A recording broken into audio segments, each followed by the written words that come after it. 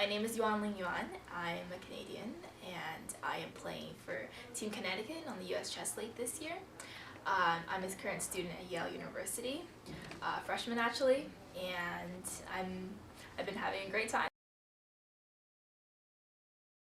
Well, it was quite an accident actually. When I was 7 years old, I was living in Ottawa back then, and my dad offered to teach chess at a Chinese summer camp. And I was going to that summer camp to take dancing lessons as well as drawing lessons, but not chess. But then all of a sudden one day I just was like, maybe I should go check out my dad's class. And so I did. And who knew, I fell in love with the game, and that's how I started. Well, for the Olympiad, I played for Canada twice. Once was 2008, once was 2010. The 2008 one was in Germany, 2010 was in Russia. And the first time I played board 2, the second time I played board 1. And it was just, the second time I did really well. I think I played all my games, so all 11. I scored I think 7.5 out of 11. Oh, that's really good.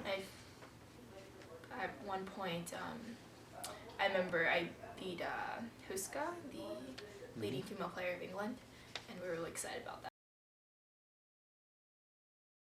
Well, growing up as a chess player, I actually received a lot of help from my fellow Canadian citizens as well as the chess community in Canada, so I always really wanted to give back.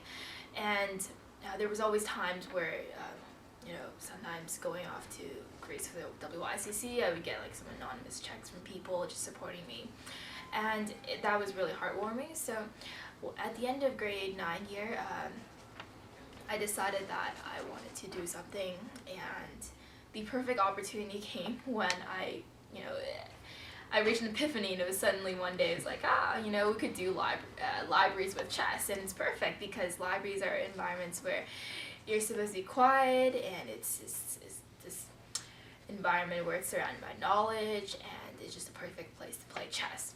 So I approached my local library. I basically brought her a proposal and said, can we potentially start up a chess club? I never really thought about expanding the program. I just wanted to do it at a local level and just start with one.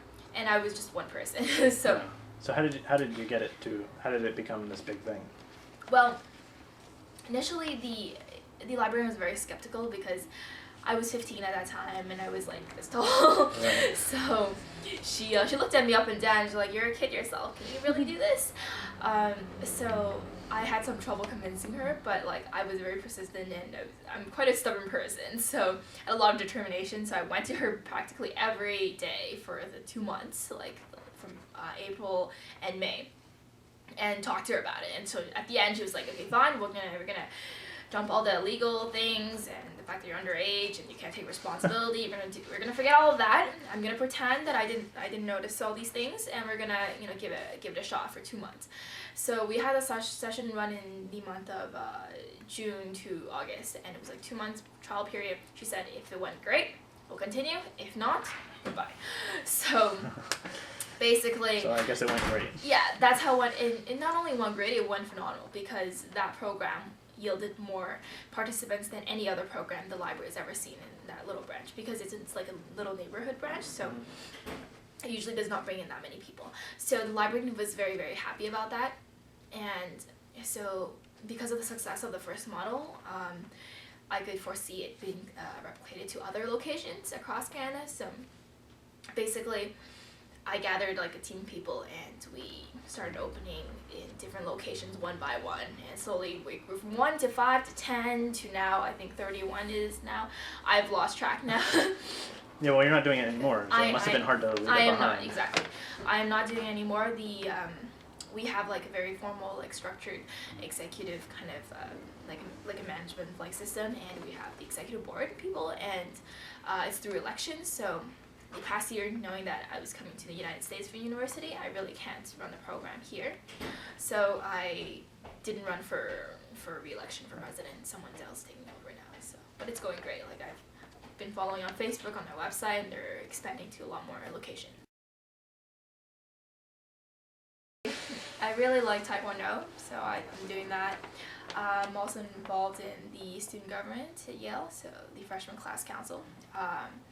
and several other things. What does the freshman class council do? We basically represent the freshman class, the 1,500-ish freshmen that are here at Yale, and we run big freshman events. So the past Saturday was actually the first big event, the freshman barbecue, and then we're going to do several more of those things. And we just do a lot of things for the freshman class.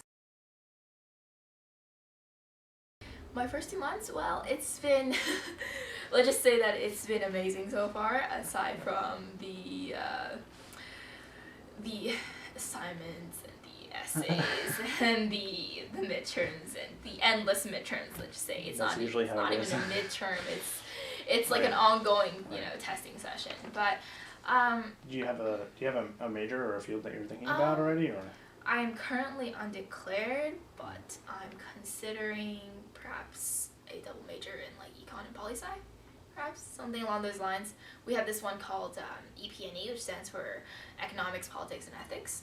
So it combines politics, economics, and a bit of philosophy kind of thing. So Sounds good. yeah, it's interesting, but I don't know yet. It's Okay. it's still It's still early. Mm-hmm.